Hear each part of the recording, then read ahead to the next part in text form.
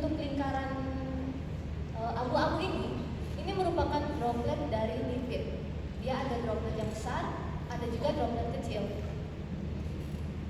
Untuk nukleus dari inti ini terdapat di bagian ujung. Nah, ini merupakan nukleusnya. Selanjutnya, untuk penanda ini yang di ujung dari hepatosit, ini merupakan mikrofili dari hepatosit itu sendiri.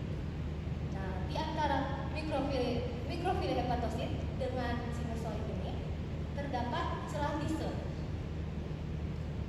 Area ini merupakan celah Distel. Setelah itu, di dekat celah Distel juga terdapat Kupffer cell atau makrofag sinusoidal stellate cell. Nah, stellate itu sendiri maksudnya dia berbentuk seperti bintang. Nah, untuk fungsi sel ini salah satu fungsinya itu dia berperan dalam pemulihan hepat ketika terjadi luka, menyimpan metabolit yang mengandung vitamin A atau retinoid, dan juga dia menghasilkan matriks ekstraseluler. Nah, ini hepatosit. Ada di sini. Ini juga masih sinusoid, vena sinusoid, dan balik lagi ini yang berkesetan. Untuk gambar di sebelahnya akan dijelaskan oleh teman saya. Ini merupakan pembesaran dari yang baru saja saya jelaskan tadi.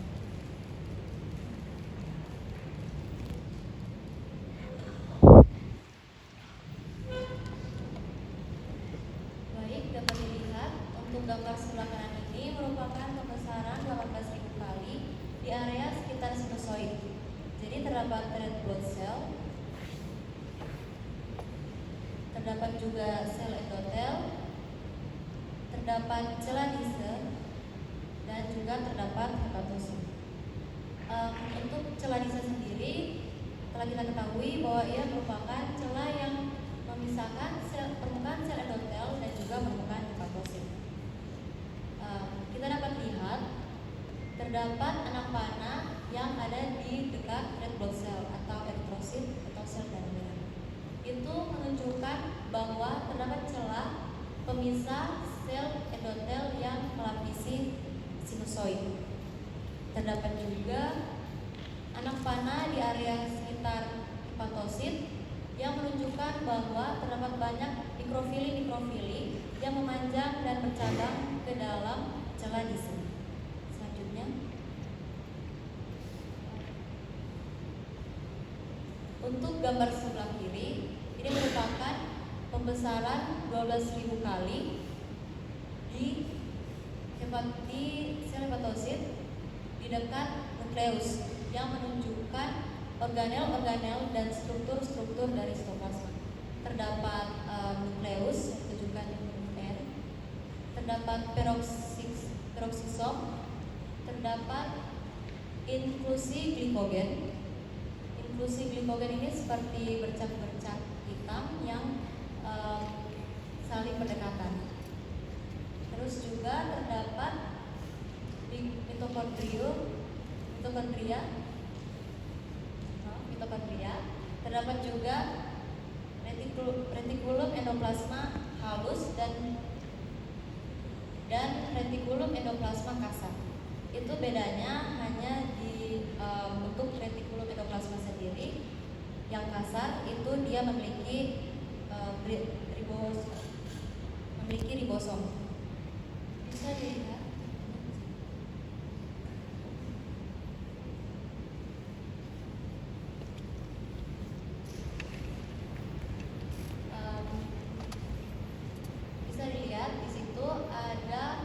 Garis putus-putus yang mengelilingi ribosom dari pemotongan pada bidang singgung membran retikulum endoplasma kasar. Mengapa bidang singgung? Karena itu merupakan bidang yang tepat menunjuk permukaan retikulum endoplasma kasar yang menghadap ke ribosom. Gambar selanjutnya sebelah kanan itu sama seperti gambar sebelah kiri, hanya bedanya di pembesaran 18.000 kali yang menunjukkan daerah sitoplasma di dekat canaliculus empedum atau C. Pada pembesaran 18.000 kali ini panjang berbentuk seperti bulat dan bulat gelap. Selanjutnya akan dilanjutkan oleh teman saya.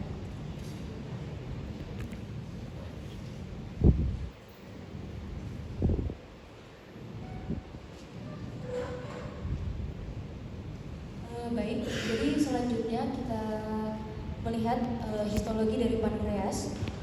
Jadi di sini yang pertama itu ada lobulus. Lobulus itu dari sini sampai di sini. Jadi ini ada beberapa lobulus. Kemudian di sini ada pulau Langerhans juga. Yang ini dia warnanya agak kepucatan. Kepucat-pucatan. Ini di sini yang ini pulau Langerhans. Terus ini juga pulau Langerhans.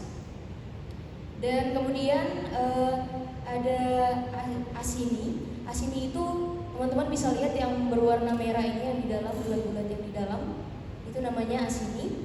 Kemudian ada saluran intralobular. Saluran intralobular itu yang ini, dia juga hampir sama warnanya dengan pulau Langerhans, agak kepucat-pucatan namun dia agak memanjang. Terus kemudian ada saluran interlobular. Saluran interlobular itu yang ini, teman-teman bisa lihat. Nah, ini dinamakan saluran interlobular. Kemudian ada siti interlobular. Itu siti interlobular itu ini, terus ini, dan juga di bagian sini. Siti interlobular ini atau biasa kita sebut dengan jaringan ikat atau connective tissue. Selanjutnya, jadi di sini ada ini pembesaran 80 kali dari lobulus. Jadi ini dari sini sampai sini lobulus, di dalam sini teman-teman tahu namanya asini, yang bulat-bulat merah ini. Menurut teman-teman ini namanya apa? Wih, ada bukannya. Apa sih? Langerhans, pulau. Betul, pulau Langerhans. Jadi yang ini merupakan pulau Langerhans. Kemudian di sini ada saluran interlobular dan juga ada saluran intralobular juga. Jadi ini merupakan asini, pulau Langerhans, dan ada beberapa saluran. Mungkin itu sekian dari saya. Terima kasih. Selanjutnya dilanjutkan oleh teman saya.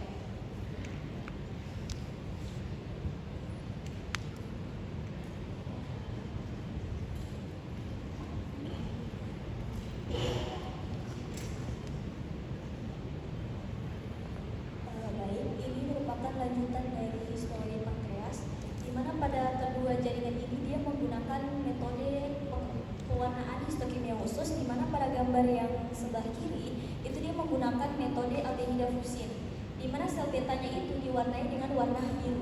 Kemudian untuk gambar yang sebelah kanan itu dia menggunakan metode Gomori, di mana sel betanya itu diwarnai dengan warna biru muda, kemudian sel alfanya itu diwarnai dengan warna merah muda.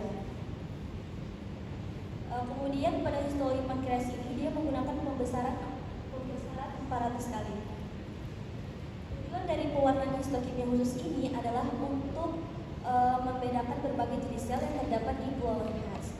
Jadi seperti yang dapat kita amati pada gambar, di sini itu terdapat pulau Langerhans, di mana di dalam pulau Langerhans ini dia lebih kelihatan padat atau pucat bagian sini. Kemudian di dalam pulau Langerhans ini juga terdapat adanya sel beta yang warna hitam ini. Jadi sel betanya tuh kelihatan tumpang tindih atau saling berkerumun. Kemudian untuk yang sebelah kanan itu sel betanya lebih jelas, bentukannya kayak gini, bulat. Kemudian pada gambar sebelah kanan itu terdapat sel alfa. Sel alfanya warnanya seperti ini, warna merah muda. Kemudian pada kedua jaringan ini juga terdapat kapiler. Ini kapilernya untuk metode Gomori. Untuk metode aldehida fusin, ini kapilernya. Dan ini juga ada kapilernya. Kemudian pada bagian luar pulau Langerhans itu terdapat jaringan eksokrin, di mana jaringan eksokrinnya itu terdapat asin asinus atau bisa kita sebut dengan asini atau sel asinar. Jadi bentuk dari sel asinar sendiri itu dia bentukannya kayak kantung seperti ini. Kemudian untuk jaringan yang sebelah kanan juga ada sel asinarnya. Jadi bentukannya tuh kayak kalau bukan kantung dia bentuknya seperti piramid. Baik, selanjutnya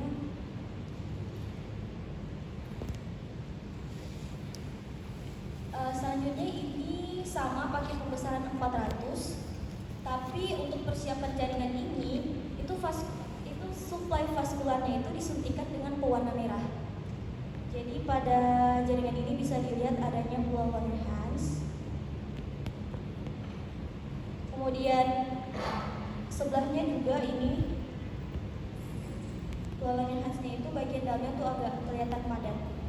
Kemudian warna merahnya ini merupakan kapiler. Warna merahnya ini kapiler. Lalu bagian bulatnya ini sel endokrin. Sebelah juga ada sel endokrin. Lalu bagian luarnya itu terdapat asinus atau asini atau sel asinar.